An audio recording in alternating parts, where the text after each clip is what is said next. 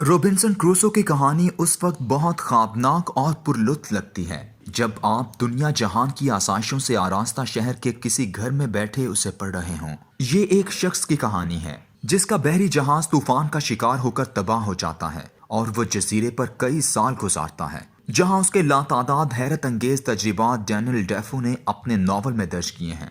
ہر کوئی جب یہ ناول پڑھتا ہے تو اس کی خوبصورت بھول بھلائیوں میں ایسے کھو جاتا ہے کہ اس کا جی چاہتا ہے کہ وہ بھی کسی تنہا الگ تھلگ جزیرے پر جا نکلے، جنگلی جانوروں، تہذیب سے دور انسانی بستیوں اور وسیع و عریض گھپ اندھیرے جنگلات میں کچھ دن گزار کر رنگینیوں میں لوٹ آئے۔ یکساں ماحول سے اکتاہٹ انسان کا ہمیشہ سے مسئلہ رہا ہے۔ غالب جب یہ خواہش کرتا ہے کہ رہیے اب ایسی جگہ چل کر جہاں کوئی نہ ہو، تو غالب کی یہ خواہش دراصل دنیا کے بکھیڑوں اور روزمرہ کی آفتوں سے نجات کے حصول اور دنیا کی مصیبتوں سے بھاگنے کے لیے ہوتی ہے۔ تبھی تو اس نے کہا ہے، تیر کماں میں ہے نہ سیاد کمی میں ہے، گوشے میں قفس کے مجھے آرام بہت ہے۔ ایسے آرام اور اطمینان کی داستان نواب اکبر بگٹی سنایا کرتے تھے۔ نواب صاحب دائمی بے خوابی کا شکار تھے، لیکن ان کی یہ بے خوابی ان کی شخصیت کا حصہ بن چکی تھی۔ رات گئے تک ان کے گھر میں محفل سجتی اور اس کے بعد بھی وہ مطالعے میں مشغول رہتے۔ شاید 1-2 گھنٹے نیند کرتے اور صبح ایک چاق و چوبند شخص کی طرح زندگی میں مگن ہو جاتے۔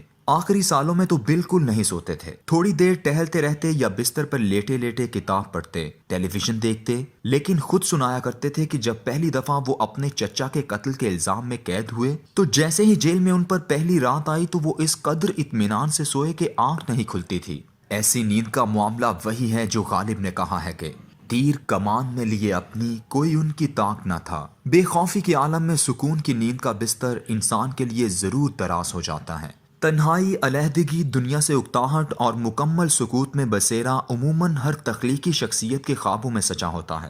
اقبال کی نظم ایک آرزو ایک ایسا منظر کھینچتی ہے کہ آدمی اس کا اسیر ہو کر رہ جاتا ہے۔ مرتا ہوں خاموشی پر، یہ آرزو ہے میری، دامن میں کوہ کے ایک ننھا سا جھونپڑا ہو، لذت سرور کی ہو چڑیوں کی چہچہوں میں، چشمے کی شورشوں میں باجا سا بج رہا ہو ہاتھ کا سرہانہ سبزے کا ہو بچھونا، شرمائے جس میں جلوت خلوت میں وہ ادا ہو۔ لیکن ان تمام آرزوؤں، خوابوں، امیدوں اور خواہشوں کے باوجود کوئی بخوشی دنیا سے بھاگ کر جنگل کی طرف نہیں نکلا۔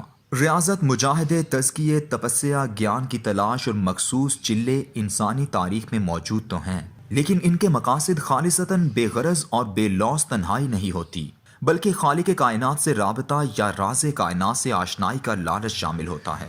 اسی لیے ایسے تمام مجاہدے اور ریاضتیں تنہائی کی رومانیت اور لطف سے ناآشنا رہتے ہیں۔ تنہائی ازل سے انسان کی سر شست اور تخلیق میں نہیں ڈالی گئی۔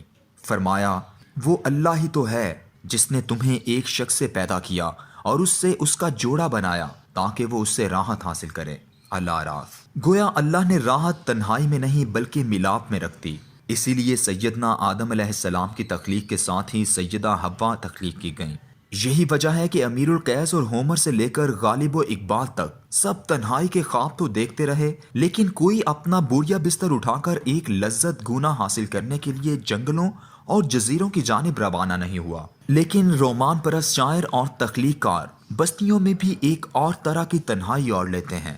اس تنہائی کا ظاہر سے کوئی تعلق نہیں ہوتا، یہ بس تخلیق کار اور شاعر کے دل و دماغ میں بستی ہے۔ بقول ناصر کاظمی، دل تو میرا اداس ہے ناصر، شہر کیوں سائیں سائیں کرتا ہے۔ مولانا روم نے بھی تنہائی کو معرفت کے خزانوں سے تعبیر کیا ہے۔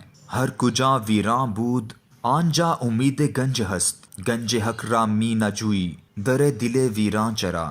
ترجمہ، جہاں کہیں بھی ویرانہ ہو وہاں خزانہ ملنے کی امید ہوتی ہے، تو پھر تو ویران دلوں میں حق کے خزانے کیوں تلاش نہیں کرتا۔ تنہائی، ویرانگی، خاموشی، داخلی ہو یا خارجی، انسان کی سرشست، تخلیق اور فطرت سے مختلف ہیں۔ آیا ہے تو جہاں میں مثال شرار دیکھ، اقبال۔ لیکن آج کرونا کی دنیا جس مسلسل اور مستقل تنہائی کی طرف دنیا کو آہستہ آہستہ لیتی چلی جا رہی ہے، وہ کچھ عرصے میں ایک نیا انسان اور نیا ماحول تخلیق کرتے گی۔ ایک تیز رفتار، چہل پہل، رنگ و رونق اور رقص و سرور کے معاشرے کی آہستہ آہستہ موت واقع ہو رہی ہے اور ایک مختلف دنیا ابھر کر سامنے آ رہی ہے۔ شاید صبح ازل والی پرسکون، پرلطف اور خاموش دنیا، وہی دنیا جسے اللہ نے بنی آدم کے لیے بنایا، سنوارا اور دلکش بنایا تھا، اس نے انسان کو یہاں رہنے، آباد ہونے اور اس دنیا کو برتنے کے لیے کچھ رہنما اصول دیے تھے۔ انسان نے ان تمام اصولوں کو پس پشت ڈال کر اس دنیا میں اپنا ہی ایک بے ہنگم آہنگ پیدا کرنے کی کوشش کی۔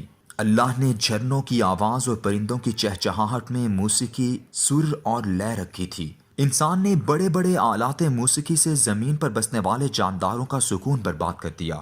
پوری دنیا ایک شاندار تصویر کی صورت تھی۔ نیلے آسمان پر تیرتے بادل، دیو کامت سرمئی اور سبز پہاڑ، قد رانا کی طرح بلند چھاؤں چھڑکتے درخت، دامن میں سبزے کی بہار، اور پھر سر پٹکتے، شور مچاتے یا سکوت سے گزرتے دریا اور ندی نالے۔ اس سارے منظر کو اس نے رنگین پھولوں، خوبصورت تتلیوں، پرندوں اور موج مستی کرنے والے جانداروں سے سجایا تھا۔ لیکن انسان نے اسے ایسا بھدا، بدنما اور بدصورت بنایا کہ اس کائنات کے منظرنامے میں رنگ بھرنے والے پرندوں، جانوروں، پھولوں سب ناپید ہوتے چلے گئے۔ سب کو تہذیب و ترقی کھا گئی۔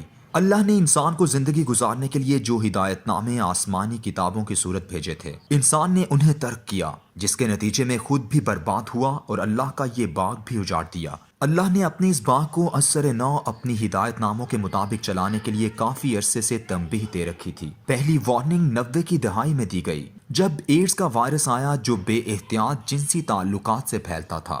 دنیا میں نعرہ بلند ہوا، اپنے پارٹنرز تک محدود رہیے۔ اسی اخلاقیات کا تقاضا تو خالق کائنات نے کیا تھا۔ 2 دہائیوں تک اس کا خوف رہا، پھر انسان نے محفوظ جنسی تعلقات کا راستہ نکال کر مینول پرے پھینک دیا۔ لیکن اس بیماری سے اب تک 7.5 کروڑ لوگ ایڈز کا شکار ہو چکے ہیں اور 3 کروڑ 20 لاکھ لوگ مر چکے ہیں، جبکہ 3 کروڑ 80 لاکھ اس مرض کے ساتھ دنیا میں موت و حیات کی کشمکش میں مبتلا ہیں۔ لیکن اب لگتا ہے کہ اللہ نے اپنے پورے ہدایت نامے پر عمل درآمد کروانے کا اعلان کر دیا ہے اور ہیڈ ماسٹر کا ڈنڈا کرونا کے ہاتھ میں دے دیا ہے۔ کیا کچھ نہیں جو بند ہو گیا ہو اور شاید ایک طویل عرصہ اس خوف سے دوبارہ نہ کھل سکے۔ مساج پارلر سے لے کر جسم فروشی کے اڈوں تک، رقص گاہوں سے لے کر کلبوں تک، شراب خانوں سے لے کر بازار کی رونقوں تک، مرد اور عورت کا آپس میں اختلاط اور میل جول تو دور کی بات، مرد اور مرد بھی باہم مصافحے سے گئے۔ چہرے کا پردہ منع کرتے تھے کہ اس کے پیچھے دہشت گرد چھپ سکتے ہیں، اب اس کے پیچھے انسانیت کے محسن چھپے ہوتے ہیں۔ کہا تھا گھر میں بیٹھو، بازار سب سے بری جگہ ہے، اب خوف نے گھر تک محدود کر دیا ہے۔ یوں لگتا ہے کرونا ایک ہیڈ ماسٹر یا تھانے دار ہے جس نے اللہ کی جانب سے دیے گئے ہدایت نامے کو سامنے کھول کر رکھا ہے، اور جو کوئی بھی اس کی خلاف ورزی کرنے لگتا ہے تو اس کی پکڑ میں آ جاتا ہے۔ چند دن کھانستا ہے، بخار ہوتا ہے، سانس اکھڑتی ہے اور دنیا سے رخصتی ہو جاتی ہے۔